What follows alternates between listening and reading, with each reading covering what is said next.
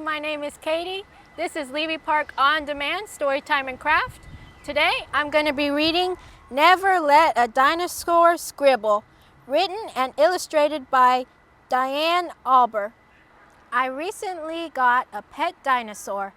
I know it's hard to believe, but it's true, and everyone keeps telling me, never let a dinosaur scribble. Why would anyone say such a thing? I mean, dinosaurs are so strong and powerful, so why can't they scribble? I thought if I gave him just one crayon, what could go wrong? Well, I'll tell ya. He took off running towards the wall. We don't scribble on walls, only paper, I yelled. Thank goodness my dinosaur has a short attention span. Just before he was going to scribble on the wall, he noticed a couple of stones instead. He started to scribble on one of the stones, which was great. But there was just one problem. He really couldn't see the scribble at all. I could tell he had another idea. He went to grab the paint. This wasn't going to end well. But surprisingly, it didn't make as big of a mess as I thought. He just quietly painted his little stone, and it turned out awesome. But then he got another idea. He wanted to paint dinosaur-sized stones. It didn't take long before he was rolling boulders into the room, one after another. It had become the biggest rock pile I had ever seen, and the way he painted the rocks was truly extraordinary. But you couldn't see my floor or my bed anymore. I had to find a place for this rock pile, and quick. Then I heard a noise down the hall. This was it. I was going to be in so much trouble. I popped my head out of the door. My mom was standing right there. Before my mom could say anything, I started to explain the mess she was about to see. Well, it all started when I heard to never let a dinosaur scribble, but I had to find out why. So I gave my dinosaur a crayon, and then he ran towards the wall with it. Thank goodness he got distracted with some small stones and started scribbling on them instead, but he couldn't see the scribble at all, so he got some paint. He loved it so much that he got bigger stones, giant ones even, and it made a big mess. And I'm sorry. My mom peeked around the corner and smiled. You didn't make a mess. You made some spectacular stone art. When I turned around, there was just a little pile of stones on my table. No huge boulders and no gigantic rock pile, but still some of the best art ever. All this time, people wanted to stop dinosaurs from scribbling. It could be because they try and draw on the walls or make a gigantic rock pile. But if my dinosaur had never scribbled, he would have never learned how to make this amazing stone art. So the next time you hear, never let a dinosaur scribble, just remember, all great art starts with a scribble, and even dinosaurs have to start somewhere. The end. Thank you so much for listening to our story time. Please stay tuned for a craft. Thank you for joining us for our story time featuring Never Let a Dinosaur Scribble.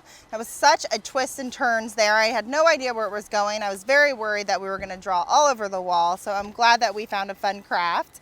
And today, just like Dinosaur, we are going to be painting some rocks. So I went ahead and I searched my neighborhood and found these like super cool rocks that I'm going to be using for my painting project. On a walk around your neighborhood or maybe in your backyard, you can find some too. We're also going to need some newspaper that's doubled over just to kind of use as a barrier for wherever you're painting. We need some craft paint, a paintbrush, and then some water, especially if you're going to be changing colors. And what we're going to end up with is some really cool rock art for whatever you'd like. I chose to recreate Dinosaur, but let's get into it. Go ahead and grab your supplies and meet me back here. All right, I think we are ready to paint some rocks. I have this great rock here that has this awesome smooth face. And I think I'm gonna stick with the dinosaur theme and draw and paint another dinosaur here. But you, of course, can come up with whatever design you want at home and come up with something really cool. Sometimes the rocks will speak to you. Maybe when you're looking at the rock, it kind of looks like a dog's face or a pig or, you know, any other animal or any other design. So definitely get creative with it. I'm gonna do a dinosaur here. And just for fun, I think I'm gonna make a neon dinosaur. I'm gonna do some purple paint, some orange, a little white, and let's go ahead and get started. So for our rock painting, just go ahead and pick your favorite color and get started with some awesome paint on the rock. I definitely agree with Dinosaur from the book. It is hard to see any other markings on these rocks other than paint. So paint is kind of the perfect surface. And it's nice to be able to find something out in the environment and kind of make it your own. So I'm gonna go ahead and create my outline of my dinosaur's face here, my pretty purple dinosaur. And then I think my dinosaur needs to have some spikes and some spots. So I'm gonna go ahead and wash off some of this purple color. Use my newspaper here to clean my brush and get into some bright neon orange spots. Oh yeah, that looks good. I think these neon colors are really, really fun, but you could absolutely use whatever your favorite colors are. And just again, have fun with it. All art projects kind of start small with just a scribble, just an idea, but no matter what you do, as long as you're having fun and being creative, there's no wrong way to do it. Making art is always fun. I've got a couple of yellow or these bright orange polka dots here on my dinosaur's face. And then I'm gonna go ahead and use this side as the top of his head, and I'm gonna just draw a couple little spikes on the top of his head.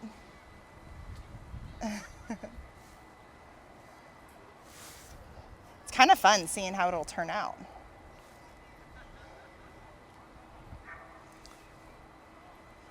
Awesome, little spikes there. And now I'm gonna go ahead and clean my brush again and add some more purple to fill in all of the spots I've missed. Use my newspaper here to clean off my brush and add some more purple. The thing I also really like about painting rocks is it's like a nice way to add your stamp on something, and you can really put it anywhere. I was walking through my neighborhood, and outside of someone's house, there was a tree, and at the bottom of the tree were just like a ton of painted rocks. And they were just so pretty and colorful, and it was just really nice to see that. So you can definitely do something similar if you want at home. Make your own rock pile, just like Dinosaur did in the book, and kind of add to your collection over time when you find a cool rock that looks like it might want to be painted.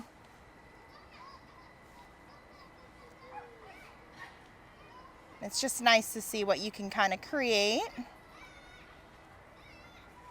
while you have these items. Oh yeah, my dinosaur looks like it's filling in quite nicely with this purple and this orange. I love it. I hope that you're loving the way that yours are coming along at home as well. They look really good. Go ahead and add a little bit more paint at the front where I'm going to draw my dinosaur eyeball and big wide mouth full of dinosaur teeth. I'm going to go ahead and clean off my brush again. Use my newspaper to wipe it off. And I'm going to draw a dinosaur smile. That looks so good. You're more than welcome to make a mean dinosaur or a happy dinosaur. Whatever you like best.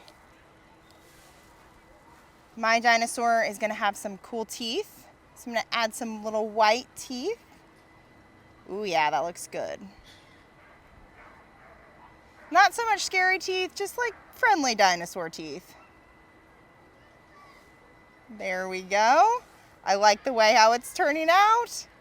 Now I'm going to add a little eyeball. Let's see how this looks up here. Let's do 2 little eyes for my dinosaur. Little dinosaur eyes.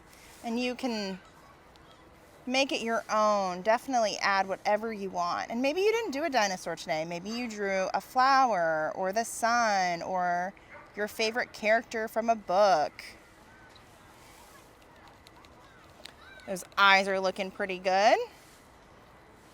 I'm going to add in a little bit of black to each eye.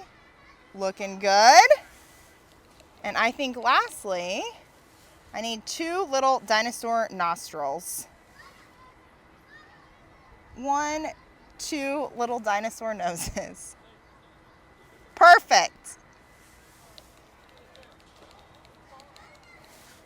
And just like Dinosaur in the book, I have my own super cool painted rock. Please feel free to share any pictures of your rock art that you'd love to share with us. You can tag us in your photos at Levy Park Houston on social media. Thank you again for joining us for Levy Park On Demand Family Story Time and Craft. We hope you enjoyed it, and feel free to visit us at levyparkhouston.org for more crafts like these and our upcoming calendar. Thank you. Until next time. Bye.